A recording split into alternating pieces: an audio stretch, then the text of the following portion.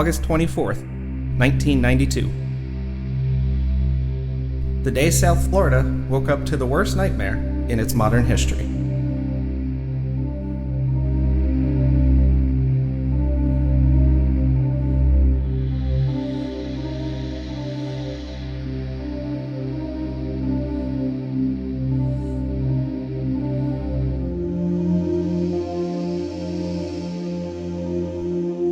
A major hurricane had just hit the southern tip of the peninsula, bringing a level of devastation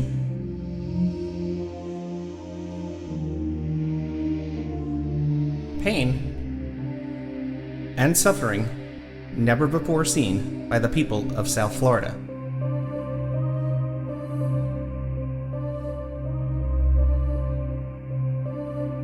Its name was Andrew.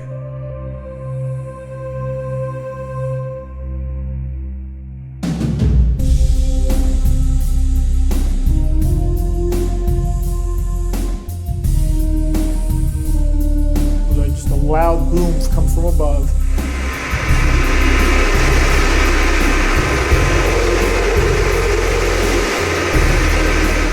We looked down at the hundreds of homes that were completely flattened to rubble and removed from their foundation.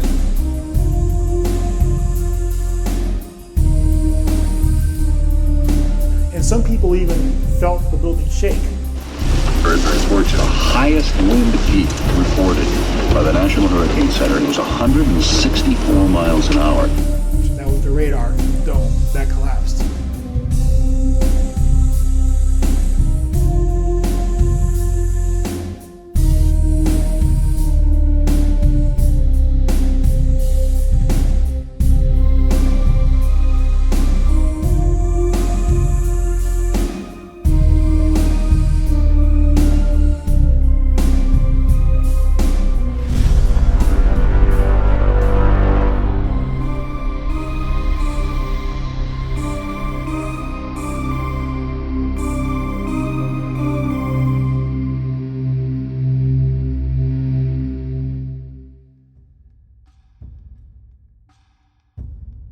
Hurricane Andrew had a rather humble beginning, being born from a tropical wave over the East Atlantic on August 15, 1992.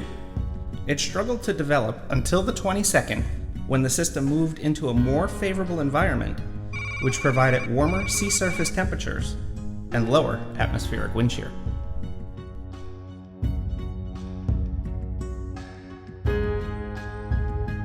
For hurricanes to form and intensify, very warm sea surface temperatures are required, ideally in the mid to upper 80s. That allows water to evaporate from the surface of the ocean, providing heat and fuel for the thunderstorms that form the hurricane.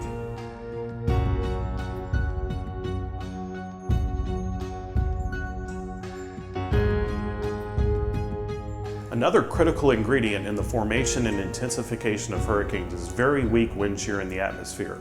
That is, the wind speeds don't increase very much as you go from the surface of the water up into the atmosphere. Hurricanes don't like strong wind shear. It disrupts the tall thunderstorms in this hurricane circulation and could eventually even lead to the hurricane dissipating.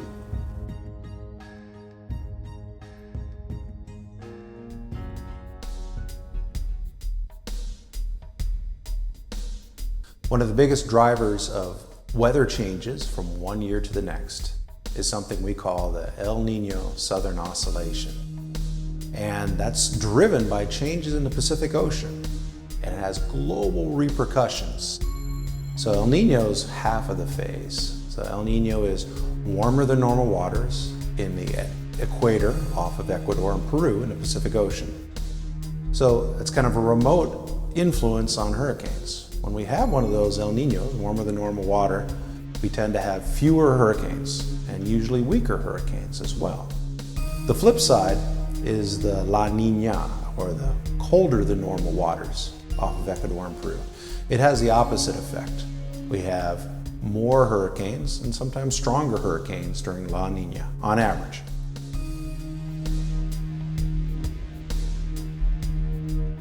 So in 1992, forecast that Dr. Bill Gray issued and I helped out with was for it to be a quiet year. Forecast was for only 4 hurricanes. We averaged about 6 per year.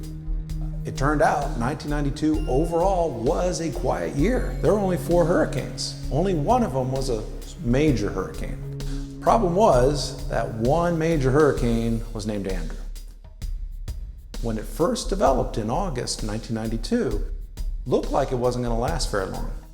It formed east of the Lesser Antilles, and it was falling apart. It was getting sheared. And that's one of the characteristics of El Nino. It causes more of that wind shear that tears apart storms. And at one point, the National Hurricane Center and Bob Sheets, the director, they were thinking about discontinuing advisories on Andrew. They thought it had died, basically. But they held on to it for an extra 6 or 12 hours. And then it started coming back to life. And for a hurricane, if the conditions are hostile, that means there's a lot of wind shear, a lot of dry air, and perhaps cool water. So Andrew found that little oasis in the midst of a desert of the 1992 hurricane season. And what happened was it got into just a little window where the shear was low, there was a lot of moisture, and it was over very warm water. Just for a few days where the conditions were allowing it to rapidly spin up.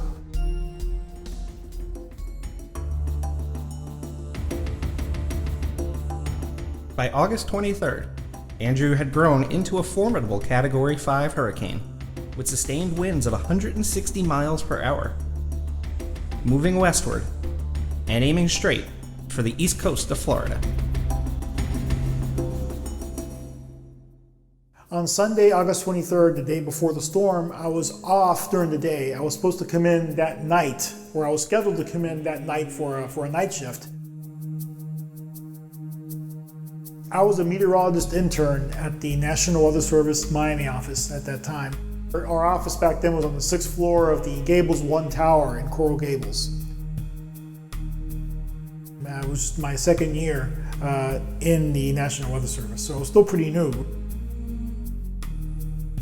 It was a stressful day, obviously, and it was a really nice day too. The weather was really nice that day. A little breezy, but no rain. It was sunny. So, it was almost it was a really strange feeling knowing how nice that weather was that day, but knowing that in just a few hours we were going to get likely hit by a huge hurricane. When Andrew struck, I was 6 years old, and I lived in Kendall, which is a southern suburb of Miami, near the intersection of US 1 and Killian Drive. Well, my family and I were on vacation in St. Augustine a couple days before the storm, and we cut our vacations short because we received a call that there was a strong hurricane heading towards Miami in South Florida. On that Sunday, August 23rd, the day before the storm, we were the only car going south on I-95 towards Miami, where everyone else was headed northward on I-95 to get away from South Florida. In the days leading up to that Sunday, that excitement rapidly became fear, because this wasn't just some little hurricane out there or just sort of some minor tropical system. This was a major hurricane, almost Category 4, almost Category 5 hurricane, making a direct line, moving directly for South Florida. So that day before was, I think, pretty scary for a lot of people, anticipating what could happen and trying to get ready and trying to protect themselves. In 1992, when Hurricane Andrew hit South Florida, I was a graduate student studying meteorology at Colorado State University. And I was getting the chance to work with one of the greats in the field, Dr. Bill Gray, who issues the seasonal hurricane forecasts. Little did I know, despite that El Nino, that my parents, my family, would experience one of the worst hurricanes, if not the worst hurricane of their whole life. They live in Pinecrest, down in South Miami-Dade County, and they were putting their shutters up. They had the big metal panels that you put up by hand, and they were prepared. And they were ready to have no electricity for a while, and they were not in a storm surge area, because that's a big consideration if you stay or go. And they were in an area that's high enough and far enough inland that they did not need to evacuate. So they prepared, put their shutters up, they got their supplies, and they were ready when Hurricane Andrew hit. Well, I was born and raised in Wisconsin and lived there for almost 30 years. As I was working, and my family and I talked about it, and we were lured, if you will, by the sun and the beach down here in Florida, and quite frankly got tired of the snow up in Wisconsin and the cold winters. So we had made a several-year plan to move to South Florida, and we actually landed in Miami in 1990. I was in the healthcare field at the time. I'm a registered nurse and a paramedic. So at the time I became director of an emergency room in Miami. And for the first year and a half, we were living out of a condo. Everything was great. What happened, we then built a home. And in fact, we had just moved into that home about a month before Andrew. And the Saturday of Andrew, we had made our first mortgage payment. So we were pretty new to this whole concept of hurricane. We moved to South Homestead here in 1984 and bought a house. And that was just before living there before Hurricane Andrew hit in '92.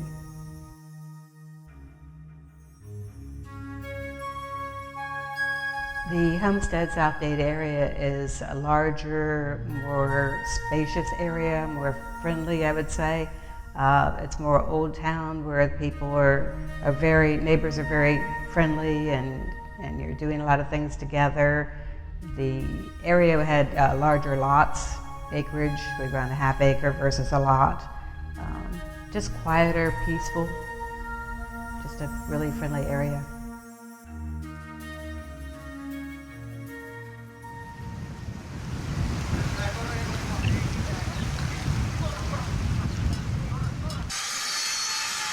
While many residents rush to prepare for the impending threat, others remain skeptical about the potential for catastrophic impacts from Andrew. Andrew Advisory number 30, issued by the National Weather Service at 5 p.m. Eastern Daylight Time. Extremely dangerous Hurricane Andrew bearing down on southeast Florida. Hurricane warnings remain in effect for the central and northwest Bahamas, the Florida East Coast from Vero Beach southward through the Florida Keys to the Dry Tortugas, the Florida West Coast south of Venice, and for Lake Okeechobee. All precautions to protect life and property, including evacuations ordered by emergency management officials, should be rushed to completion.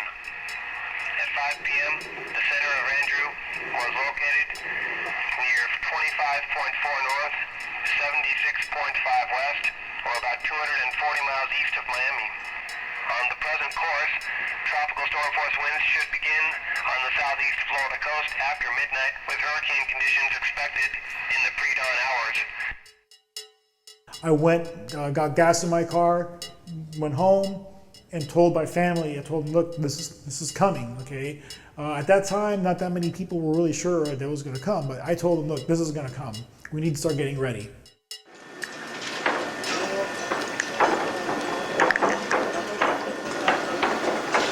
Y'all be safe, all right?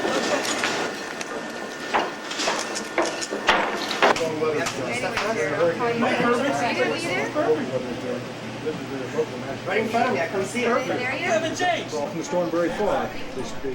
Unfortunately, this time around, there would be no last-minute track change, nor weakening of its powerful winds before the eye of the storm paid an unwelcome visit to the southeast coast of Florida.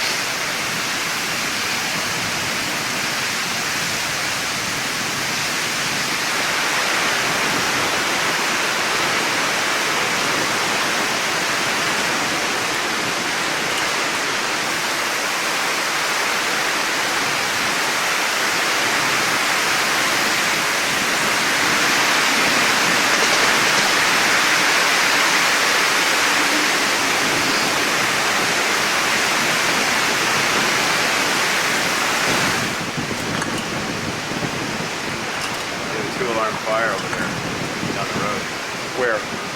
Somewhere down that way. Ooh.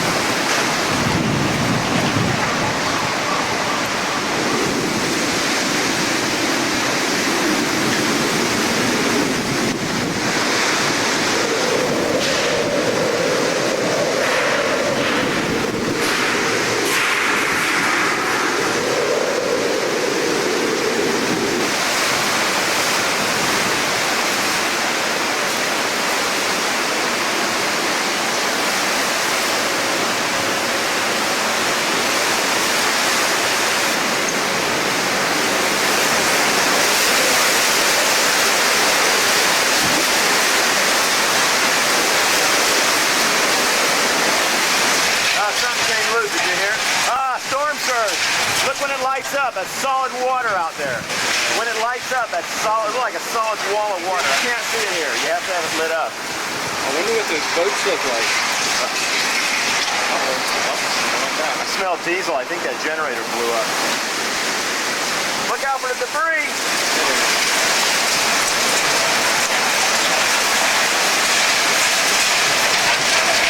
Whoa, more debris, more debris. Like chunks of glass. Oh, there it goes. Windows. Get back. There's a lot of glass coming. I see it. I hear it.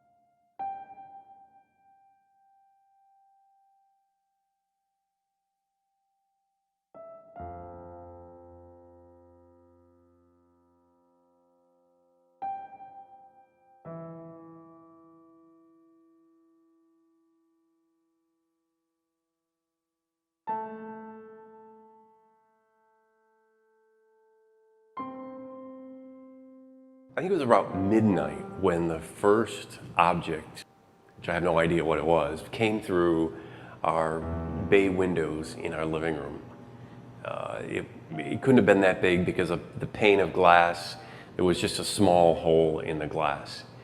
And I had no idea what to do, no experience with that, and thought, I knew that trying to cover up that piece of glass and that hole with anything plastic or whatever was going to be senseless. So, in fact, I wanted to move away from the window in case anything else came.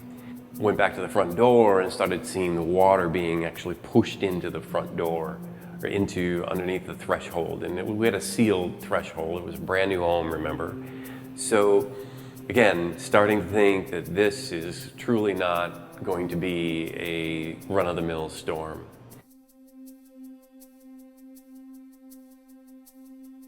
One of the big moments was watching our wind speed dial that we had, that was connected to the instrument up on the roof of the building that was measuring the wind speed, and it actually hit 140 knots. That's over 160 miles an hour.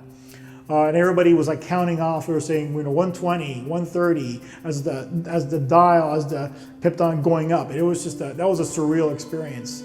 And the other big thing was, not too long after that, maybe just minutes later, we heard a loud noise coming from above. And when that happened, everybody heard it. It was very loud, and some people even felt the building shake. I didn't feel it shake, but some people did, and people got really, scared. So after we heard that loud noise, a couple seconds later, I walked into the radar room to see, what was going on the radar. Well, I noticed that the scope was dark. So at that point, I think me and others realized, okay, what happened was that was the radar dome on top of the building, on the roof of the building, that had collapsed and fallen on the roof of the building. And that was it. We lost the radar, and we lost it for good.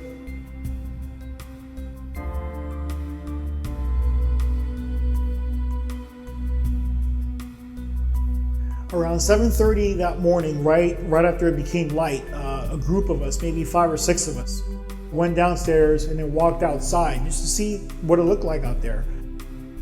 There were palm fronds all over the road. The palm trees themselves were beat up pretty bad. Just a lot of debris. There were cars stacked on top of each other in the parking lot of the building. It was surreal.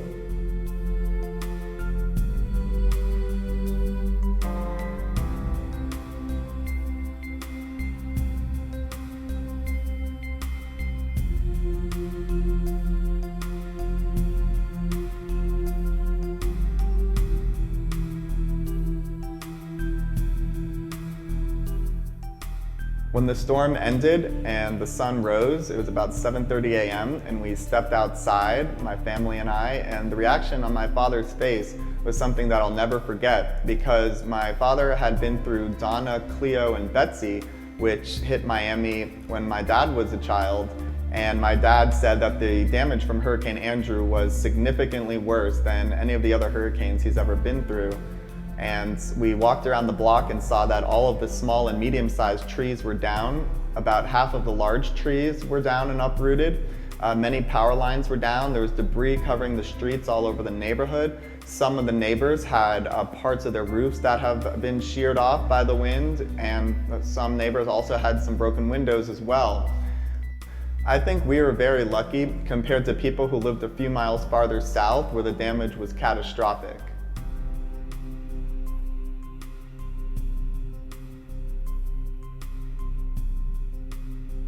Scientifically, I knew that there was going to be a huge amount of problems. What actually occurred still was mind-blowing to me about the vast destruction of the wind-caused damage and the complete upheaval of society in just a few hours. But fortunately, when dawn came and I called that morning, everyone was safe. The house was partially destroyed, but fortunately no one was hurt. They have an east-facing porch, and with the eye hitting south of them, The winds came out of the east, lifted the roof off, and carried it away. They didn't even know the third of the roof was gone in the middle of the night. But when dawn came and Hurricane Andrew had pushed off, they noticed that a lot of the roof was missing. So they were fortunate that they were not hurt or killed.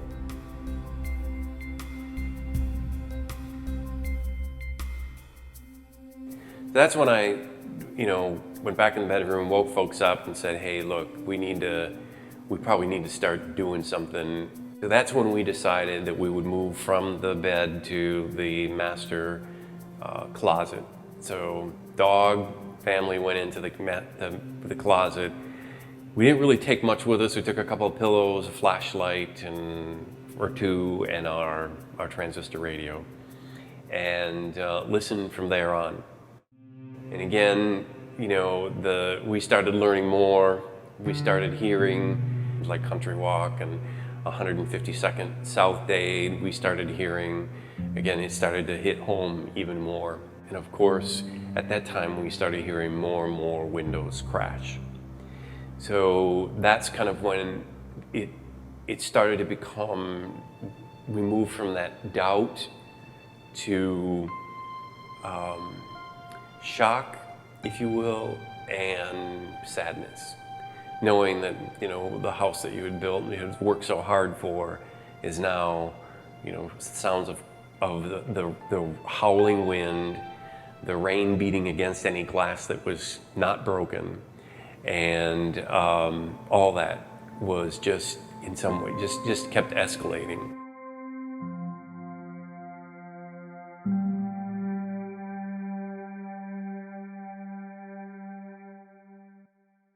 We were in the closet we had probably been there for several hours, again, hearing what we only heard was, the glass and the roar of the winds.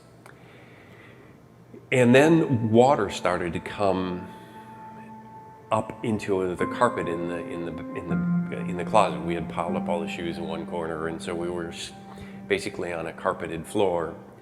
And water started to come up underneath the baseboard. That's kind of when some of the reality really starts to hit you, that the windows were so badly destroyed, and that the wind in this storm was so intense that it was starting to blow water and sand underneath your baseboards. Going back to our tornado days, it was always the safe room is your bathroom. So we went into our bathroom, which was just literally feet away from the closet. The problem with the bathroom is that it had a small window. It was probably a 2 by 3 foot window, that we were worried that something was going to come through that. And I'm ashamed to admit that we took turns using a pillow to hold it up against that window, thinking that we would be able to save that window.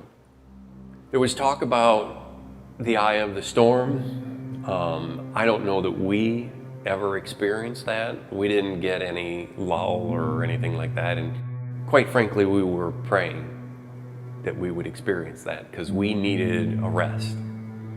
That never came.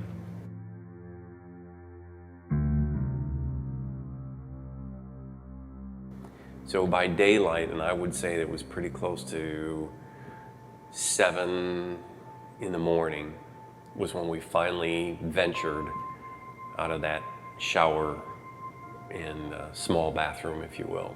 But there were leaves and debris that had blown into our bedroom. Our bedroom went pretty much unscathed. But when we opened the door to the house, it was such an indescribable sense of shock and hurt, and just to see the devastation was unbelievable. Every window that was on most corners of the house were absolutely gone, and all the drywall in the house got impacted and was wet. So in some areas, the paint had been blown off by the wind.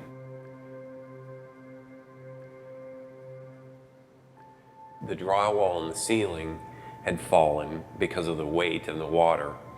And so all of this insulation, so it looked like it had snowed more or less in the house. We had all blown insulation in our attic. And so we were just trying to make sense of what was left. Is there anything left?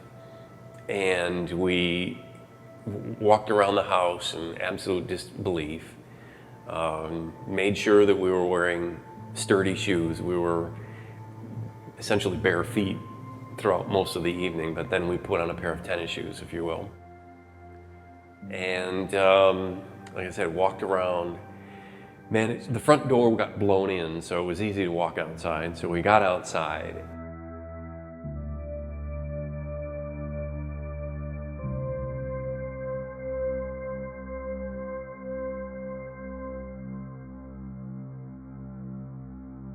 Our home was basically had the garage on one end, and in the center was it was an open concept home.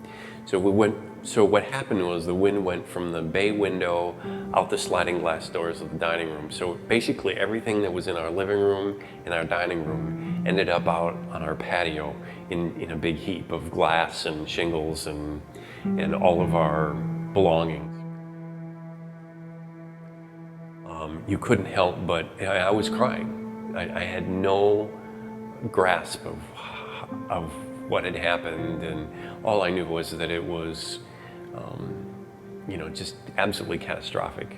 I don't like to use the word war zone or anything like that because I've never been in a war zone, but it was something that, as I said, it was just undescribable.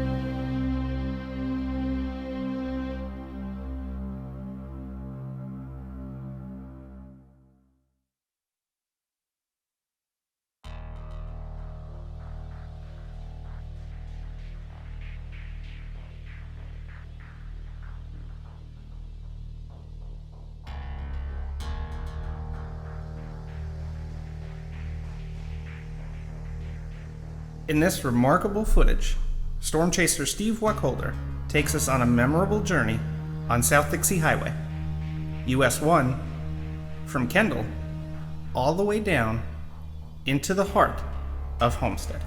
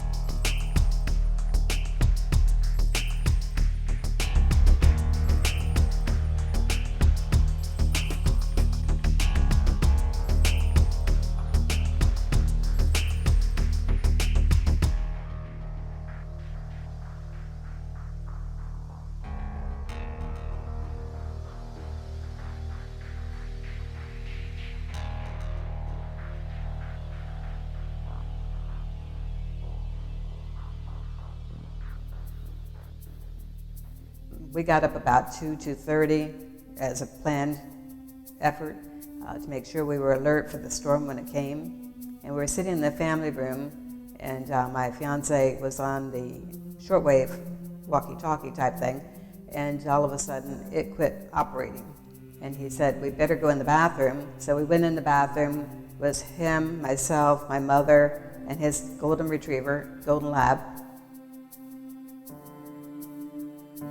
About that time when we closed the door, then the hurricane actually hit. It started really, the wind started blowing, things started flying through the air. There was a lot of noise. There was a lot of things flying through the air. You could tell there was trees going down. The riding lawnmower hit the glass sliding doors.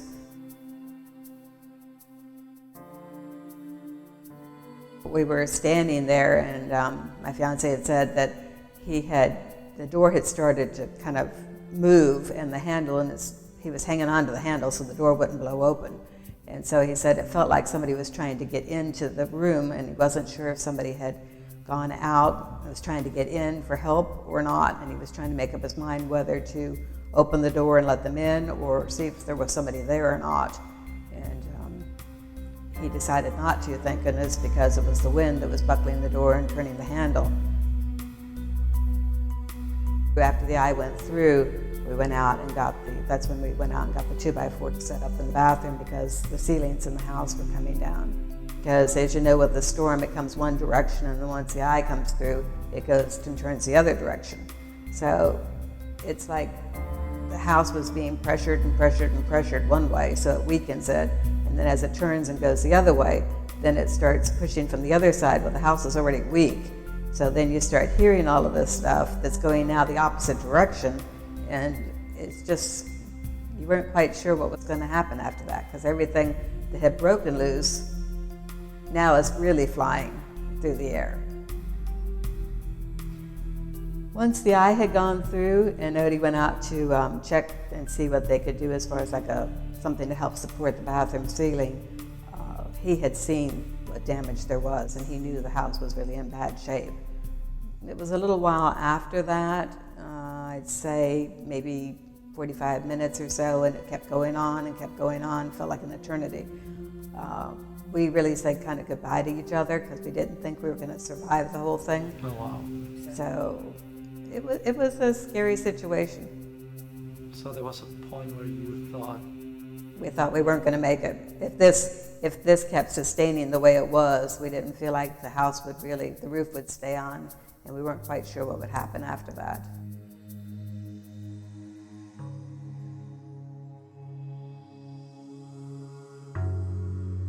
It was kind of heart-sinking. You know, you just kind of came out and you saw all of the ceiling on the floor and then all of the insulation on top of it. All the ceilings were down, some of the walls were down, some of the windows were broken. And then as we came out around into the family room, then we saw where the glass sliding door and the bifold doors had been broken by the lawnmower.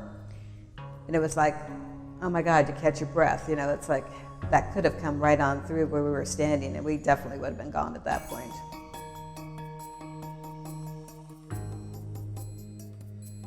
The neighbors' houses were really destroyed. The one catty corner from us, their windows had been totally blown out. Their drywall was gone. Their studs, which nowadays are metal, were twirling in the air.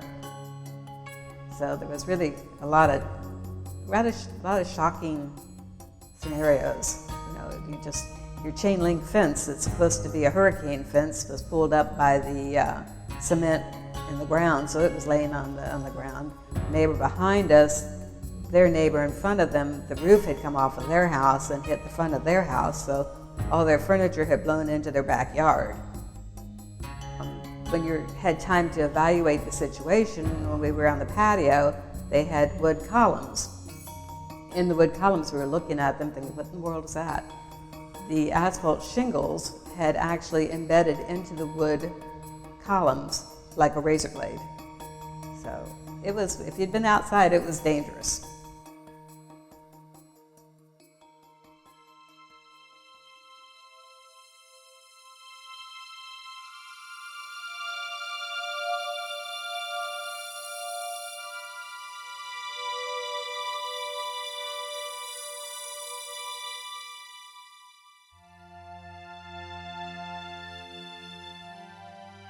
With over $26 billion in damages in just one night, Andrew became the single most devastating blow to South Florida in its modern history.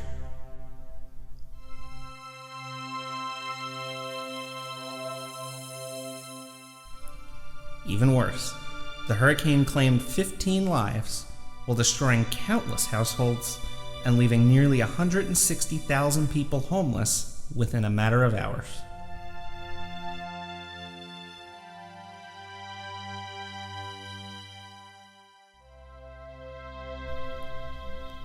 The catastrophic damage forced entire families to abandon the place they used to call home just one day earlier.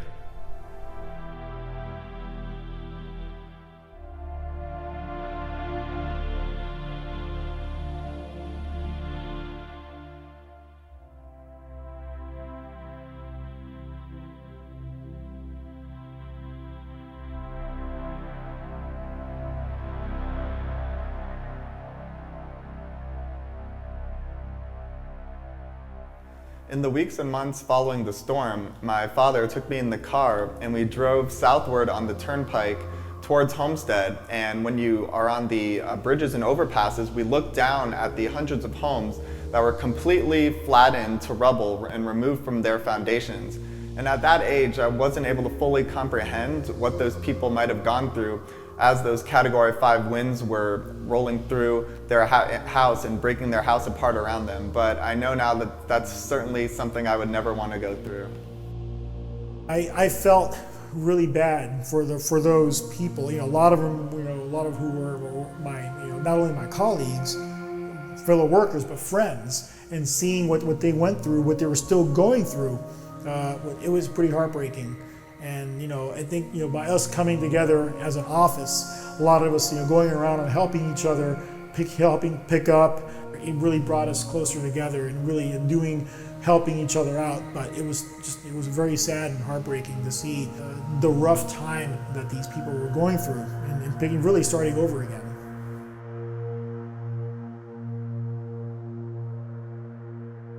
I think there's been some, hurricanes that we've had warnings about. They've ended up being not too much of anything, thank goodness. So people get kind of lackadaisical about doing anything after that. They go, well, that's a hurricane. They think they've been through a hurricane. No, you haven't been through a hurricane. That the neighborhoods coming together, the neighbors, I think that was the most important part, because everybody was looking out for everybody else. So what are the lessons that I've learned and that I try to promulgate in my career as an emergency manager? First and foremost is, to have a plan and to be prepared. And if you're not prepared, find a reputable source like your emergency management website or other websites as to where all that information is. Because if you don't understand the significance, I underestimated the significance of a hurricane and how it can alter your life, and how I believe that being better prepared helps make that alteration much more tolerable, much more palatable, if you will. So it's important that the individuals be prepared and they learn from people like us who have been through it. Again, we were not prepared, we were underprepared, we were underinformed. We did not understand the scope of what a hurricane could do. So first of all is again, have a plan, know that plan, know what you're gonna do, know if you need to evacuate, know if you are going to evacuate, where you're going to go to. If you don't have to evacuate, don't evacuate. Look around you. Everybody knows in the neighborhood who are the people that can sustain themselves and who are the people that need that little bit of extra help. Go offer them the help them build their kit, help them walk through their plan. Elderly, people with special needs, thinking about all those things. What about their pets? What about, if they are on oxygen, electric dependent or whatever. Being able to work with your community to do that, because the more prepared, the more resilient your neighborhood and community is, the more resilient you'll be, the easier it will be, and the lesser the impact it will be on your life. Hurricane track forecasts continue to improve. Over the last several decades, we know a lot more about where hurricanes may head in 48 or even 72 hours. One particular challenge we still have is hurricane intensity forecasting. We need better information from computer models, from satellites, and from hurricane reconnaissance to be able to anticipate when hurricanes may rapidly intensify, allowing the forecasters to provide better warnings so you can protect life and property. We also need to better use the data from the hurricane hunters. So both the NOAA and the Air Force hurricane hunting aircraft, we need to better use that data in combination with the computer models to make better forecasts of hurricane winds, including how big they are and how strong they are. We don't have perfect forecasts. In fact, we're never going to have perfect forecasts. But we can do what we can to minimize the errors so that there's less false alarm. So we know that hurricanes do hit, but we want to make sure that we provide the tools to keep everybody safe in the next time Hurricane Andrew or one like it does hit.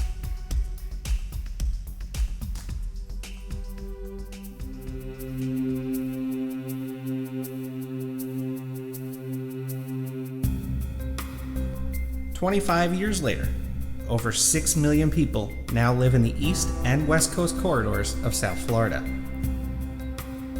Therefore, it is more important than ever to keep bringing the message of preparedness and awareness in order to mitigate the impacts of the next major hurricane event."